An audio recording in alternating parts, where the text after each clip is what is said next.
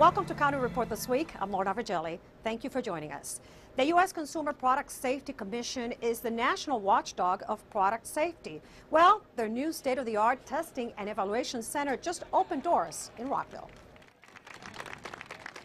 From testing furniture fabric to time how long it takes for the flames to go up when exposed to a small source of fire, to impact testing on a bike helmet and testing the fabric in children's pajamas. This is what goes on in the labs of the new U.S. Consumer Product Safety Commission Product Evaluation Center. The best capability right now is we can do full-scale mattress tests, and right now there's a full-scale open flame mattress standard on the books that we have to check for compliance, and we'll be able to do those tests right here in our own lab. The new state-of-the-art scientific testing facility opened its doors. 75 scientists and engineers will work in the newer lab that offers added testing capabilities for faster results. Right now, products come into our market, we screen at the port. The product is brought here, it's tested, and we either send the products back to the country of origin or we destroy the products and not let them come into the United States. The scientists used to work at the Commission's headquarters in Bethesda and in another federal facility in Gaithersburg. Now the entire operation has moved to Rockville.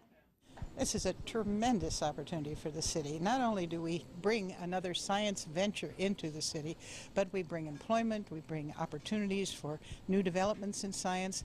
I am so pleased to see this in our community. There is more space and equipment to test things like fuses on fireworks, lead content on infants' shoes, and toys. The county has a new addition to its planning board. Board members serve 4 years and are limited to 2 terms. Here's Susan Kennedy with the story. Susan? That's right, Lorna. The county has a new planning board member who has more than 2 decades of experience in law, politics, and the planning process. I'm not going to get too deeply into that, but I just want to provide some context. Casey Anderson is not a new face to Montgomery County planning. He has spent the better part of his life involved in issues that directly affect the quality of life in Montgomery County. I think that we need to figure out how we're going to do over the next 50 years what we need to make our county continue to be even more livable and appealing, to attract more residents and businesses, but to do it in a way that's different than the way we've done it in the last 50 years. So that's the challenge, to figure out how to redevelop some of our older areas that could use some help, and also how to grow in places like White Flint, to do some things that I think are going to be really exciting. All those in favor of Casey Anderson, please signify by raising your hands.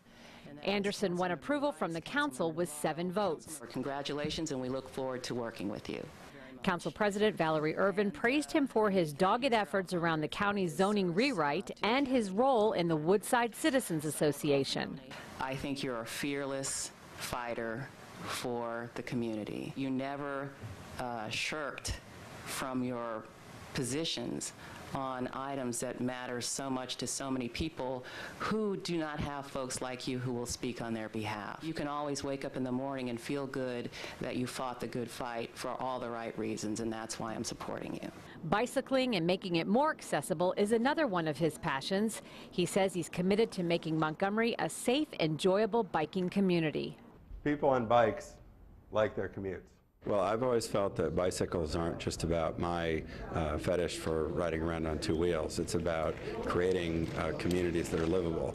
If you think about the places that would be fun and appealing to go ride a bike, usually those are places that are fun and appealing to live and to be walking around, to be patronizing businesses, to be relaxing and enjoying life. And so I think it's not about just getting more people on bikes, but it's about creating that kind of communities that are livable and enjoyable for everybody. Casey Anderson will begin his term later this month. I'm Susan Kennedy for County Report This Week. The Montgomery County Elder Adult Abuse Task Force has partnered with Asbury Methodist Village to raise awareness about elder abuse. In an event held this week, they announced a task force comprised of the Montgomery County Police Family Crimes Division, the Ombudsman Program, Adult Protective Services, and the Office of the State's Attorney. Members of the task force work together to investigate and prosecute elder and vulnerable adult abuse and to educate the community about this issue. The task force works in conjunction with the Family Justice Center for Montgomery County. A county council committee has received an update on policies for providing access to services to residents with limited English proficiency. Committee Chair Nancy Navarro has worked to increase outreach to this segment of the population by arranging for translation and interpretation support for residents who interact with the council. She told us how different agencies are serving these county residents. The Montgomery County Public Schools has the most robust program. When I was on the board, we created a translation unit. And so the goal now is to find a way, and this is something I want to pursue, to develop a memorandum of understanding to have Montgomery County Public Schools provide some of that capacity also to other agencies, because resources are very, very limited, and we have a model. I mean, they've received awards nationally. The new Montgomery County Public Schools superintendent is gearing up for the next school year. Here's more. Incoming Superintendent Dr. Joshua Starr paid a visit to Montgomery County this week to learn more about our school system, as well as to meet and talk with staff, parents, and students. At Richard Montgomery High School, he attended a community meet and greet event where he engaged with parents and community members. I am convinced in America today that our standards for our children are not high enough. There is so much more we could be doing for our kids. If you focus on good instruction for kids, good things will happen for them. I'm encouraged that he doesn't see it as a reform opportunity, that he's going to take the time to listen and understand what the issues are before taking actions. From what I heard tonight, I think he definitely has the potential to lead our school system down a path that's going to be really good. I like that he's young and he's fresh and that he's going to, bring some new ideas and new optimism to this community. He shared the analogy that, we want our students to excel academically, but we also want them to excel as human beings, and we have to find the way to create that balance.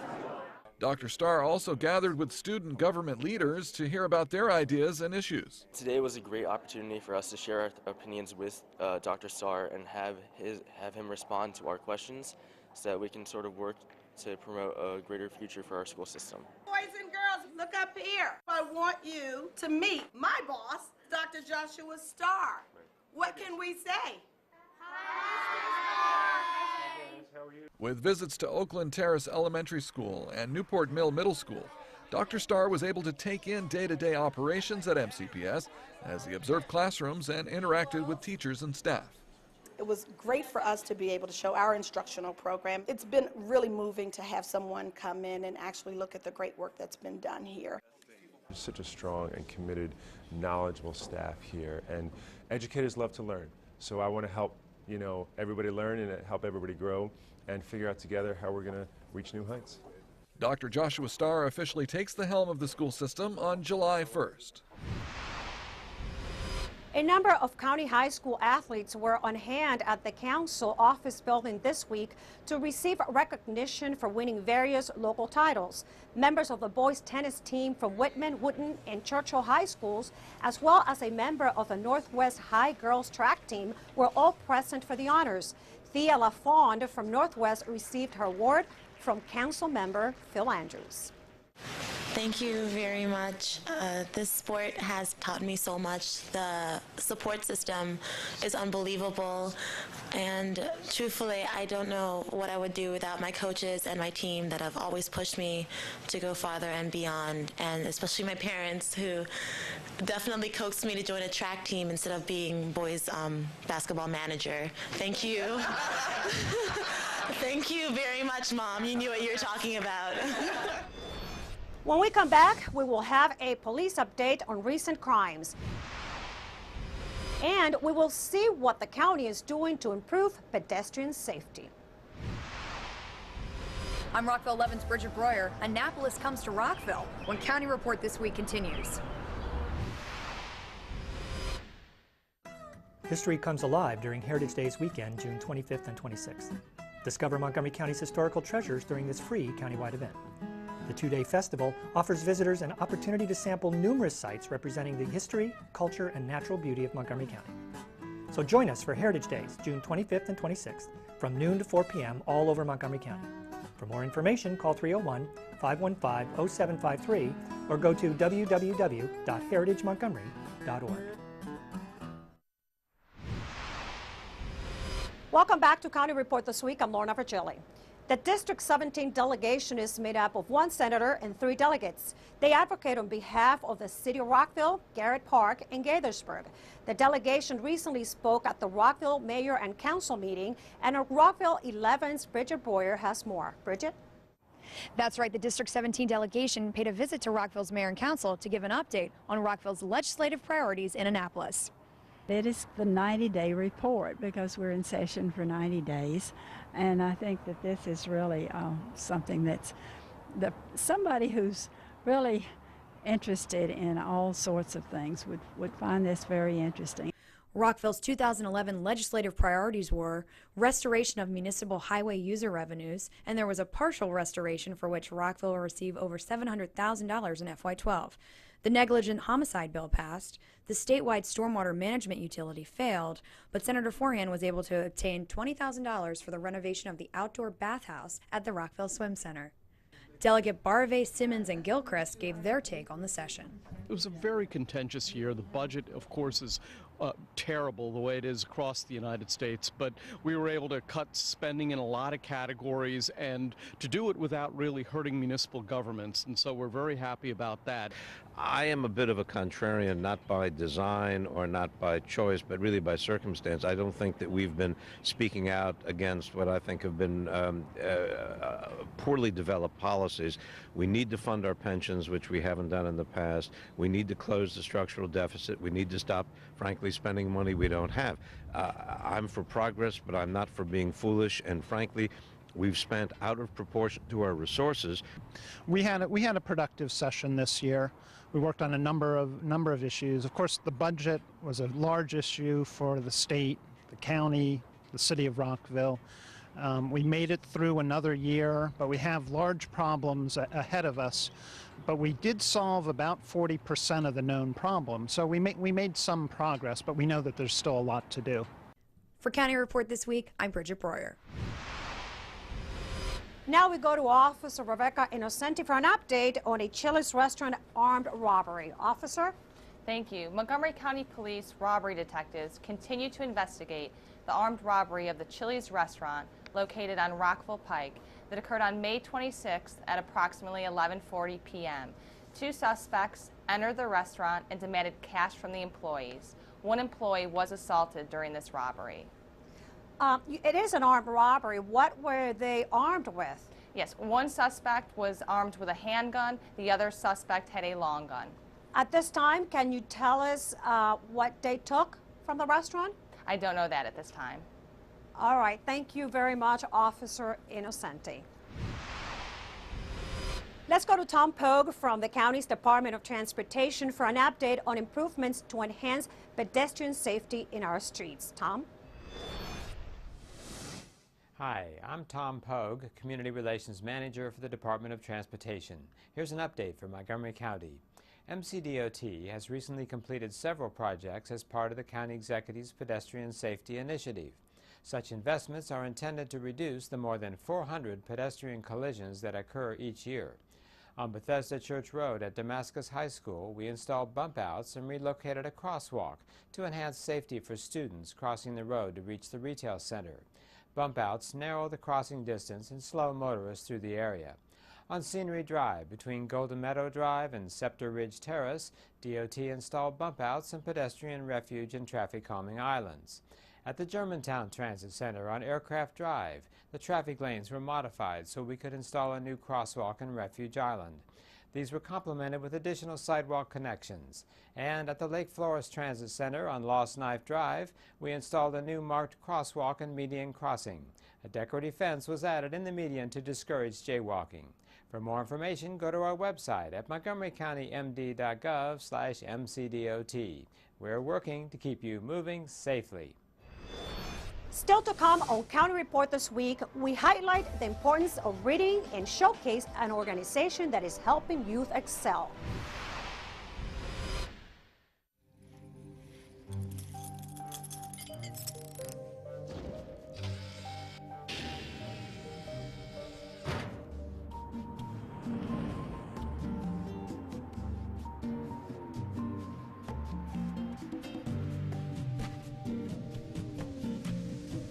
The AFI Discovery Channel Silver Docs Documentary Festival. 7 days, 100 films, June 20th through 26th. Tickets at silverdocs.com. Twice the fun, twice the music, twice the fireworks. 2 spectacular 4th of July celebrations in Montgomery County at 2 locations. Germantown Glory and Boyd's, Maryland will have live music from the Baltimore Symphony Orchestra. There will be food, fun, free parking, and events for the kiddies. Bobby and the Believers will perform at the Mid-County Sparkles in Kensington, Maryland. Plus, there will be food and fun activities for the whole family to enjoy. And of course, both events will be highlighted by a fantastic fireworks display. For more information, call or visit our website. The Friends of the Library organization is dedicated to spreading the importance of reading and writing throughout the community and has taken the time to congratulate local youth who excel in these skills. Its flame ignites a spark of hope, leaving behind a blazing trail of good fortune and joy. Those are just some of the words used to describe the passion felt by some area middle schoolers who have been recognized by their community for their excellent writing skills. I feel the significance of having a program like this is to appreciate the diversity in Montgomery County and to allow the children to creatively express that and to feel good about themselves. Friends of the Library was the lead sponsor for this event, and I was very involved with the program development personally, as well as putting together all of the logistics, including publishing the book with all of the winning students and honorable mention entries. The student works were judged by professional writers and even college professors. I was very impressed with the quality of the writing from these middle school students. They have bright futures in writing jobs if they wish to pursue those. This program honors young writers for their talent and has inspired many of them to further their interest in the many fields of writing. I've never actually won an award since this is basically my first time participating in this sort of contest. It's a pretty good feeling, like I finally accomplished something with my writing since I've always liked to write, but I've never really had the opportunity to do anything with it. I like to write about people, friends, myself, future, past. How does it feel to be a winner? Good, but also scary.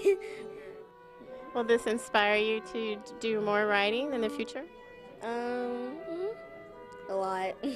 Contests like these help to push newer generations toward greater opportunities by giving them goals to aspire towards and the confidence to express themselves positively. To find out about other events organized by Friends of the Library, visit folmc.org. Wendy Maldonado, a financial aid outreach counselor at Montgomery College, has received the National Coordinator of the Year award. Here's the story. This week during her video blog, Montgomery College President Dr. Darian Pollard had a surprise award presentation for financial aid outreach counselor Wendy Maldonado. She has been named the College Goals Sunday National Coordinator of the Year. Now, that's not just the local, it's not just the state, it's not the region, it's the National Coordinator of the Year. Congratulations, and this says College Goals Sunday 2011 College Goals Sunday Site of the Year Award. It is presented to Ms. Wendy Maldonado. It's an honor to receive this award from the National College Goals Sunday program. Every year we work very hard to reach out to all the students and parents in high schools to let them know about College Goals Sunday so they can come and complete their FAFSA and get any financial aid questions answered. But one of the things that without this event, without their help, the event wouldn't be possible, and that's the 60+ volunteers that we have every year that are financial aid professionals, financial aid counselors here from the Montgomery College office, and any other financial aid office of colleges and universities in the area. I am so delighted that I had the opportunity to, first of all, meet Wendy Maldonado, but more importantly, present her with this award.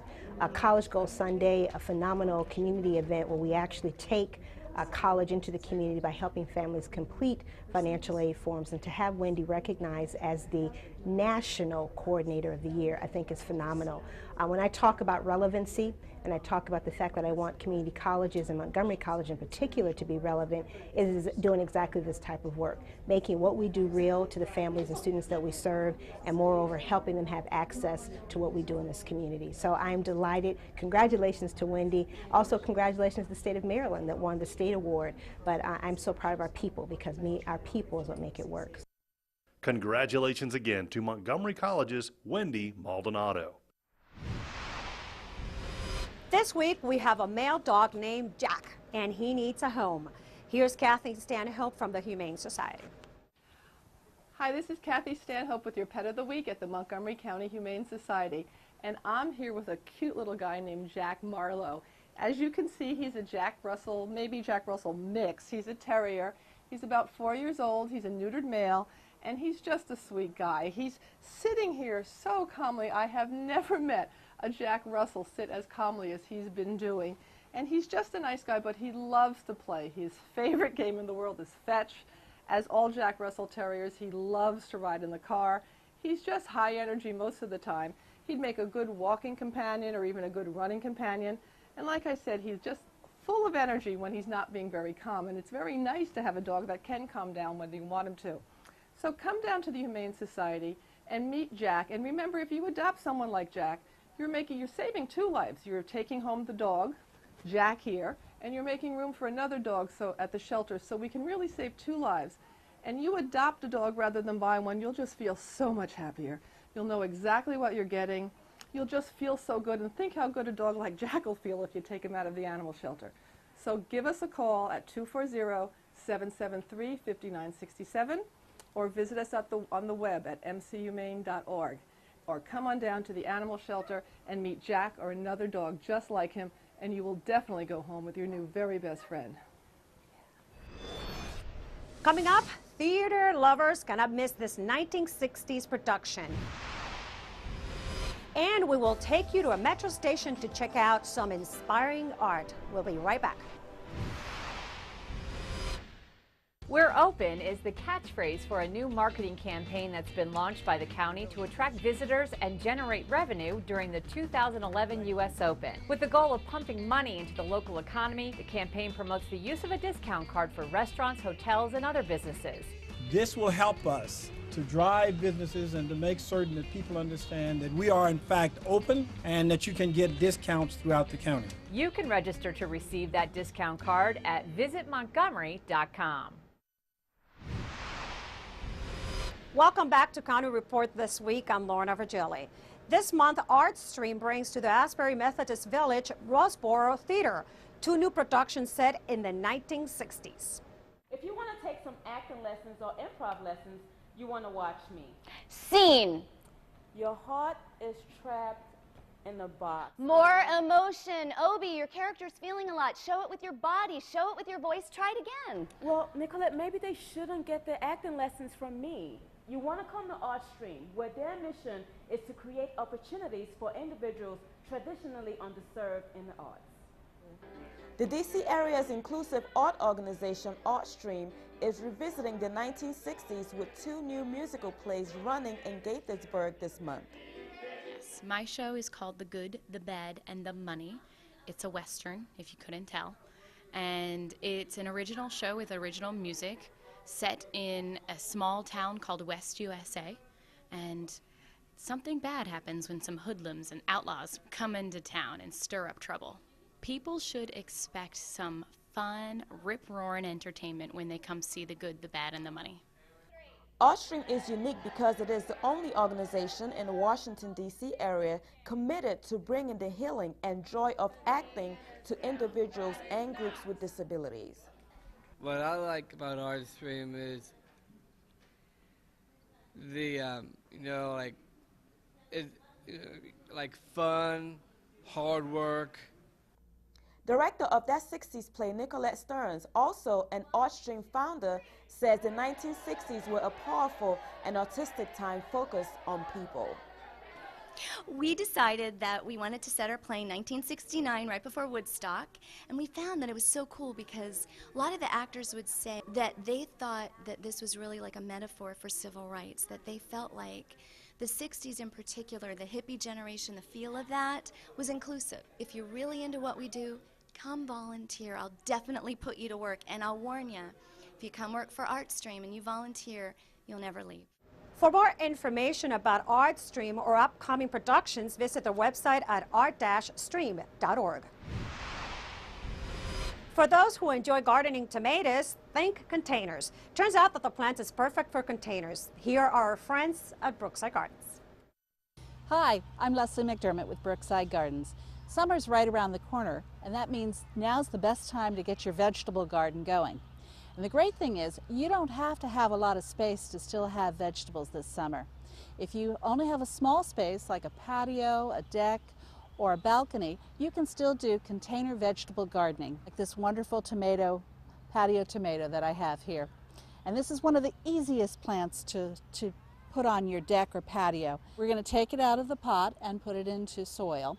What you'll want to do is select a container that's 18 to 24 inches tall and about 14 inches wide. And then just place your tomato plant squarely in the center and fill the rest of the way up to about 2 to 3 inches from the top of your container.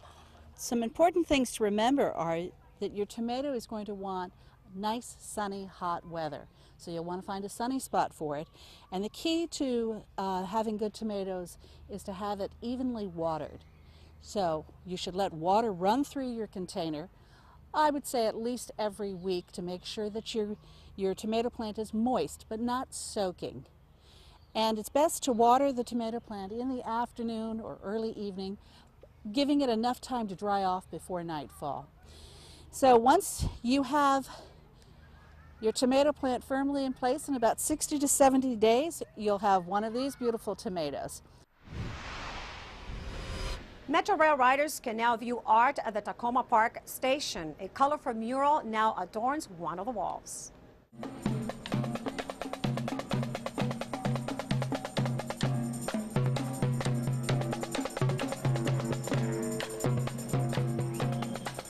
On the day that I came to observe the site, there was a rainbow over one of the buildings. So when someone said, "What are you doing?" We're creating a model for a rainbow.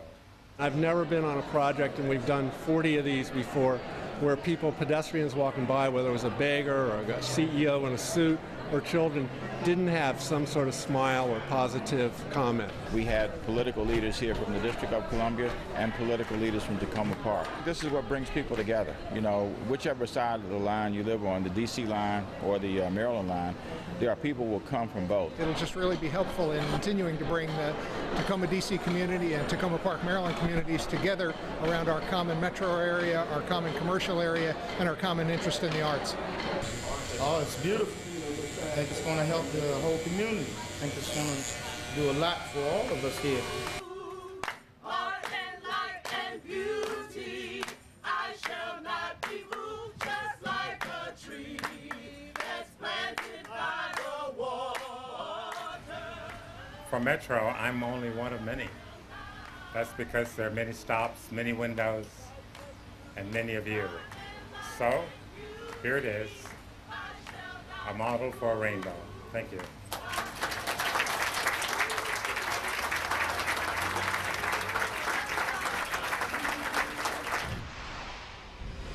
And that does it for County Report this week. Join us at this time every week for a look at what's going on inside Montgomery County.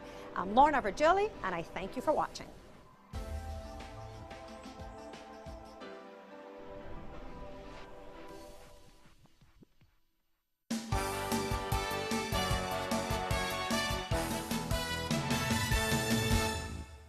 MC's Summer Dinner Theater brings two acclaimed musicals to the stage for its 34th season as it presents Elton John and Tim Rice's Aida and the classic favorite Meet Me in St. Louis. Performances begin this week in the Theater Arts Arena on the Rockville campus.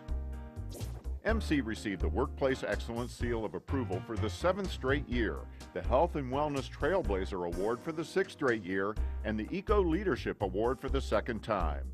The Alliance for Workplace Excellence recognizes the DC area's best places to work.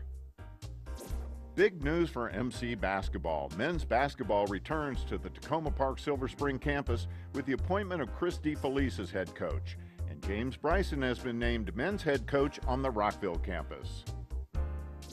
For more information about the endless possibilities at your community college, visit our website.